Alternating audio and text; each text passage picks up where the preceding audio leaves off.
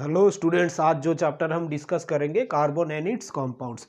So carbon एक बहुत significant element है। कार्बन एज ए एलिमेंट या कंपाउंड फॉर्म में मिलता है। ठीक है, कार्बन का सिग्निफिकेंस बहुत हाई है।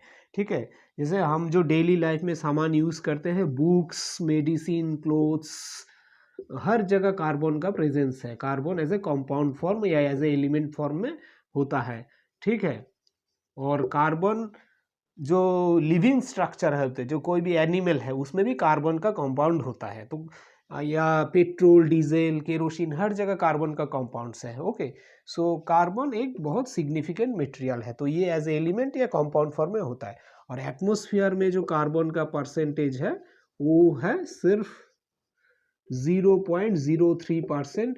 ये as a carbon dioxide form में मिलता है। या अर्थ क्रस्ट में जो कार्बन का परसेंटेज है वो है 0.02%। Okay, as a carbonate, hydrogen carbonate form में मिलता है कार्बन। ठीक है, तो ये है कार्बन का कुछ बेसिक्स।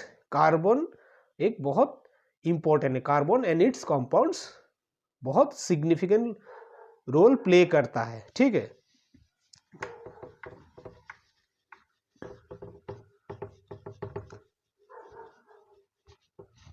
सो कार्बन में जो बॉन्डिंग होता है, कार्बन कंपाउंड में bonding in carbon, carbon compound में जो बॉन्डिंग होता है उसमें क्या होता है, कार्बन और कार्बन के बीच बॉन्डिंग होता है, कार्बन और दूसरा एटम के बीच बॉन्डिंग होता है। तो इस तरह का बॉन्डिंग का नेचर क्या है, हमने पहले डिस्कस किया था आयोनिक कंपाउंड। आयोनिक कंपाउंड के बारे में, आयोनिक कंपाउंड है NaCl। NaCl में क्या होता है, सोडियम प्लस Cl-। ओके, ये आयंस है। आयंस कैसे बनता है, सोडियम का आउटर मोस्ट शेल में जो एक इलेक्ट्रॉन है ये क्लोरीन को दे देता है। ओके, डोनेट कर देता है, तो क्लोरीन, सोडियम बन जाएगा कैटायन।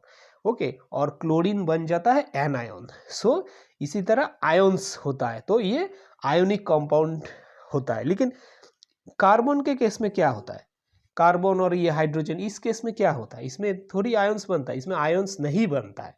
ओके, सो एक्चुअली ये बॉन्डिंग आयनिक कंपाउंड से डिफरेंट है, अलग है।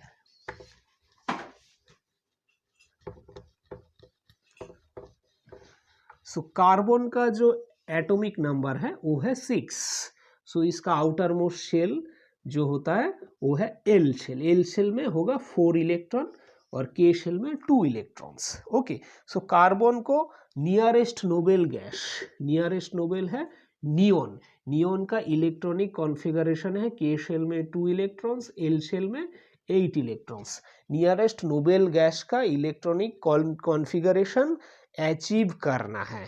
ओके, नियरेस्ट, अगर नियरेस्ट नोबेल गैस का इलेक्ट्रॉनिक कॉन्फ़िगरेशन अचीव करना है तो कार्बन को एल शेल में और 4 इलेक्ट्रॉन चाहिए।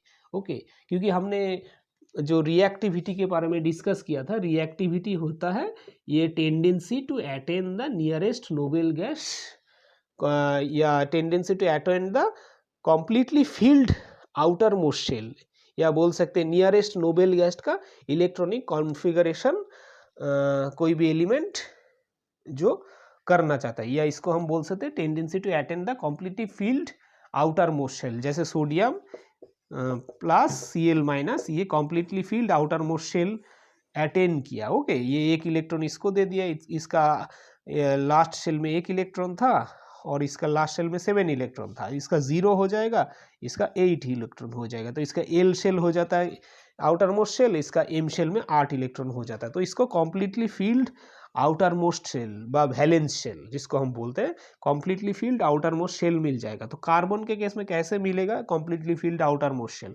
आइदर ये एल, जो एल शेल में 4 इलेक्ट्रॉन है किसी को दे दिया, किसी को डोनेट कर दिया, ऐसे हो सकता है। तो कार्बन यहाँ से कैसे क्या बन जाएगा, कार्बन +4।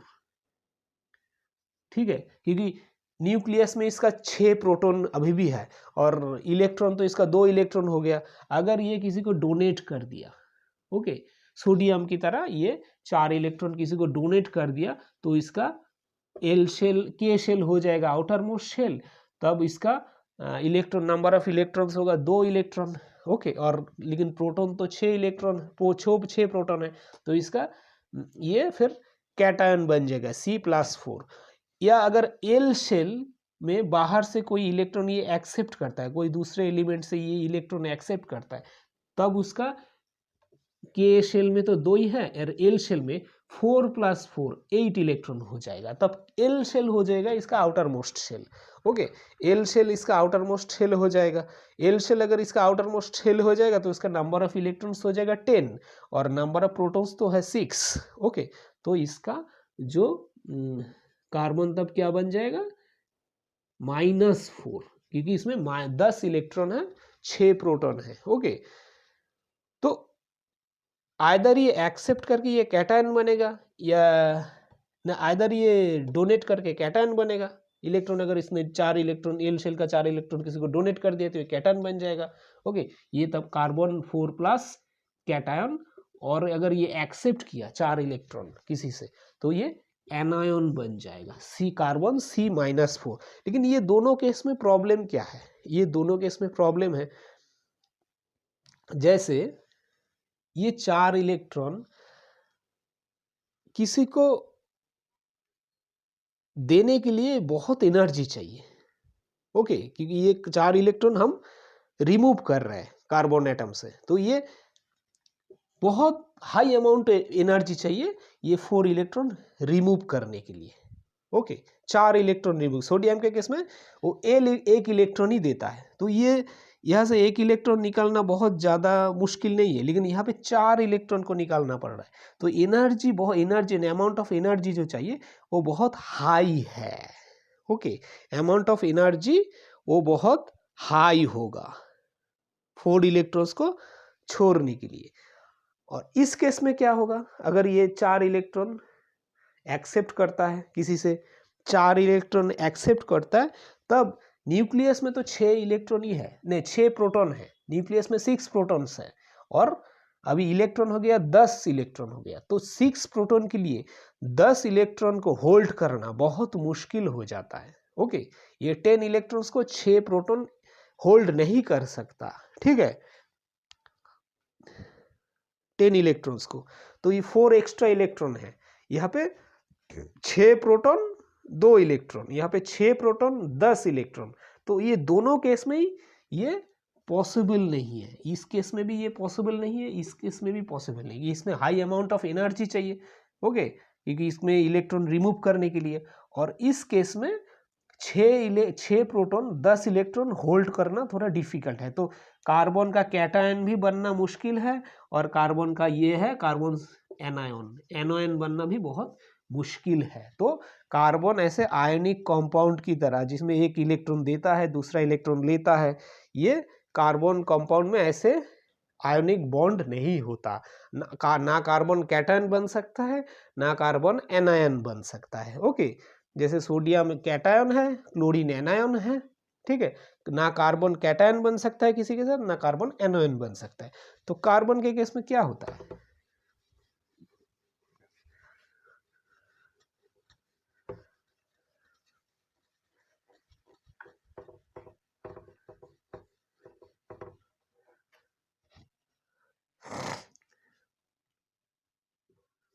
कार्बन का 6 इलेक्ट्रॉन है, सपोज हम इलेक्ट्रॉन को ऐसे क्रॉस देके डिफाइन करते हैं, आइदर इलेक्ट्रॉन को हम ऐसे क्रॉस से डिफाइन कर सकते हैं या ऐसे डॉट से डिफाइन कर सकते हैं। ओके, तो यहाँ पे हम क्रॉस से डिफाइन करते हैं, तो यहाँ पे 6 इलेक्ट्रॉन है आउटर मोस्ट शेल में, कार्बन का टोटल 4 इलेक्ट्रॉन है, आउटर मोस्ट शेल में 4 इलेक्ट्रॉन, एटॉमिक नंबर 6 है, ठीक है, तो 4 इलेक्ट्रॉन को हम ऐसे डिफाइन करते हैं, ठीक है, क्रॉस से।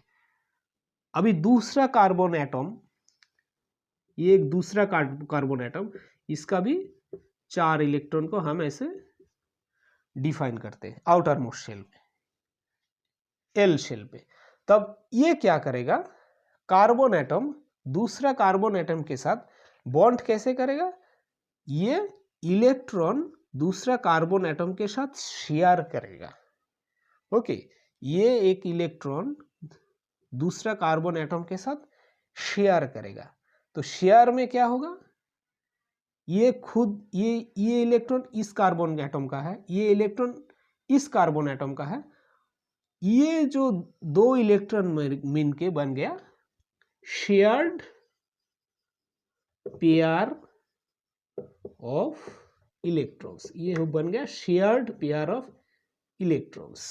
ओके, ये इलेक्ट्रॉन ये इसके साथ शेयर कर रहा है और ये अपना इलेक्ट्रॉन इसके साथ शेयर कर रहा है, तभी ये तो दो इलेक्ट्रॉन है, अगर शेयर किया तो ये दो इलेक्ट्रॉन को ये खुद भी यूज कर सकता है, या ऐसे ये समझ सकता है कि ये अपना ही इलेक्ट्रॉन है, ये भी अपना इलेक्ट्रॉन है, ये भी अपना इलेक्ट्रॉन है। ये दो इलेक्ट्रॉन ही बिलोंग करता है इसका आउटर मोस्ट शेल का electron, as a outermost as a electron of outermost shell या वैलेंस शेल। ये दो इलेक्ट्रॉन भी अपना वैलेंस शेल का इलेक्ट्रॉन मानता है, ठीक है, मान सकता है। जैसे यहाँ पे अभी इसके साथ अगर ये शेयर किया तो अभी पहले इसका वैलेंस शेल में 4 इलेक्ट्रॉन था, 1 2 3 4। अभी इसके साथ ये शेयर किया तभी इसका आउटर मोस्ट शेल में इलेक्ट्रॉन हो गया 1 2 3 4 5। ये इलेक्ट्रॉन भी as a electron of valence shell ये कंसीडर कर सकता है। सिमिलरली ये कार्बन एटम भी ये इलेक्ट्रॉन को, जो दूसरा कार्बन एटम का वैलेंस शेल का इलेक्ट्रॉन है, उसको भी अपना आउटर मोस्ट शेल का इलेक्ट्रॉन कंसीडर कर सकता है। तब इसका आउटर मोस्ट शेल में भी इलेक्ट्रॉन हो जाएगा 1 2 3 4। ओके, ये तो 4 ऑलरेडी था ही, फिर ये भी अपना आउटर मोस्ट शेल का इलेक्ट्रॉन हो जाएगा, तो इसका भी आउटर मोस्ट शेल में 5 इलेक्ट्रॉन हो जाएगा। अभी कार्बन, सपोज कार्बन का भी आउटर मोस्ट शेल में completely filled outermost shell होने के लिए टोटल 8 इलेक्ट्रॉन चाहिए, क्योंकि के शेल में 2 इलेक्ट्रॉन, एल शेल में 8 इलेक्ट्रॉन, तभी होगा ये नियॉन जो नियरेस्ट नोबेल गैस का इलेक्ट्रॉनिक कॉन्फ़िगरेशन। तो 8 इलेक्ट्रॉन चाहिए। ओके, तो ये एक इलेक्ट्रॉन एक कार्बन एटम के साथ बॉन्ड किया, ठीक है। सिमिलरली ये इलेक्ट्रॉन अगर दूसरा कार्बन एटम के साथ बॉन्ड किया, ये भी इलेक्ट्रॉन दूसरा कार्बन एटम के साथ बॉन्ड किया, ये भी इलेक्ट्रॉन दूसरा कार्बन एटम के साथ बॉन्ड किया, तो ऐसे ये भी एक शेयर्ड पेयर ऑफ इलेक्ट्रॉन, ये भी एक शेयर्ड पेयर ऑफ इलेक्ट्रॉन, ये भी एक शेयर्ड पेयर ऑफ इलेक्ट्रॉन, ठीक है। तो ये अभी देखिए इसका टोटल 8 इलेक्ट्रॉन हो गया, 1 2 3 4, ये तो ऑलरेडी था ही, फिर 5 6 7 8। ओके, तो ये एक carbon 4 share paired of electron बना सकता है, 4 शेयर पेयर्ड ऑफ इलेक्ट्रॉन बना सकता है। ओके, एक कार्बन एटम। तो ये अभी इसका 8 इलेक्ट्रॉन जो इलेक्ट्रॉनिक कॉन्फ़िगरेशन चाहिए आउटर मोस्ट शेल का, जो नियरेस्ट नोबेल गैस का जो 8 इलेक्ट्रॉन है, ठीक है, उसको ये 8 इलेक्ट्रॉन मिल गए। तो इसमें से 4 इलेक्ट्रॉन ये इसका खुद का ही इलेक्ट्रॉन है, 4 इलेक्ट्रॉन इसका खुद का ही है, लेकिन जो बाकी 4 इलेक्ट्रॉन है वो 4 एटम के साथ उसने बॉन्ड बनाया, 4 एटम के साथ इसने बॉन्ड बनाया। अभी जो ये 4 एटम है, ये कार्बन भी हो सकता है, कार्बन की जगह दूसरा एटम भी हो सकता है, कार्बन भी हो सकता है, हाइड्रोजन भी हो सकता है, हाइड्रोजन भी हो सकता है, ठीक है। 4 हाइड्रोजन एटम के साथ भी बॉन्ड बना सकता है। तो उन्हें 4 हाइड्रोजन एटम के साथ भी इलेक्ट्रॉन शेयर कर सकता है,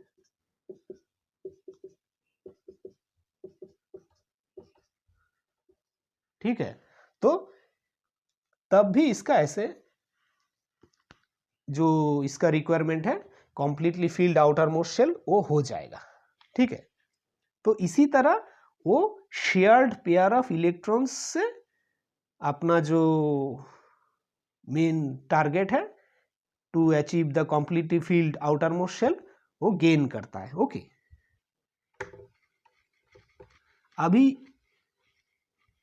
ये जो शेयर्ड पेयर ऑफ इलेक्ट्रॉन्स है, इसी तरह तो इसके बेसिस पे जो बॉन्ड बनता है, इस बॉन्ड को हम बोलते हैं कोवैलेंट बॉन्ड, ठीक है, covalent bond, shared pair of electrons है।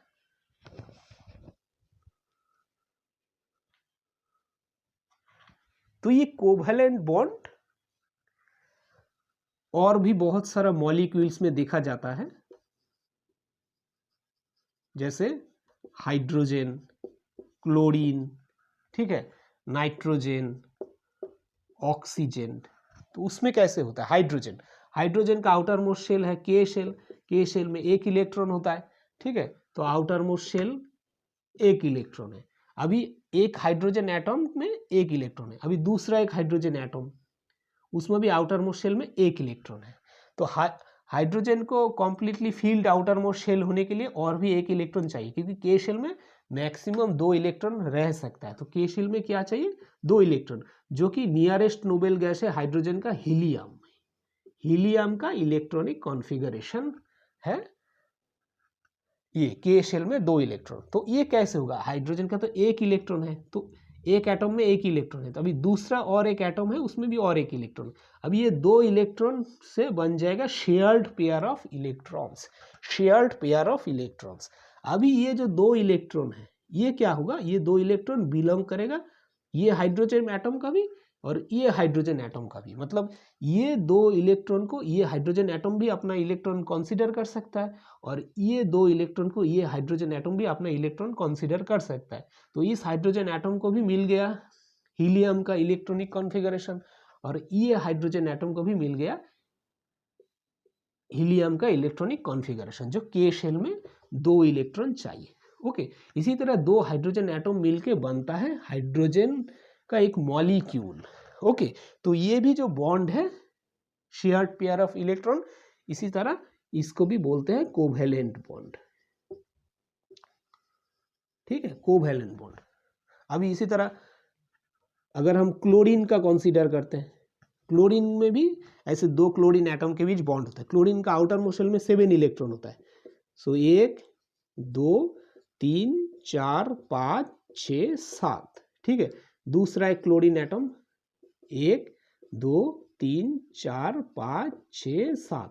तो क्लोरीन का आउटर मोस्ट शेल में, वैलेंस शेल में 7 इलेक्ट्रॉन है, तो उसको और एक इलेक्ट्रॉन चाहिए, ठीक है, और एक इलेक्ट्रॉन चाहिए। तो ये क्या करेगा? एक क्लोरीन एटम अपना एक इलेक्ट्रॉन के साथ दूसरा क्लोरीन एटम का एक इलेक्ट्रॉन के साथ ये शेयर्ड पेयर ऑफ इलेक्ट्रॉन बनाएगा। ओके,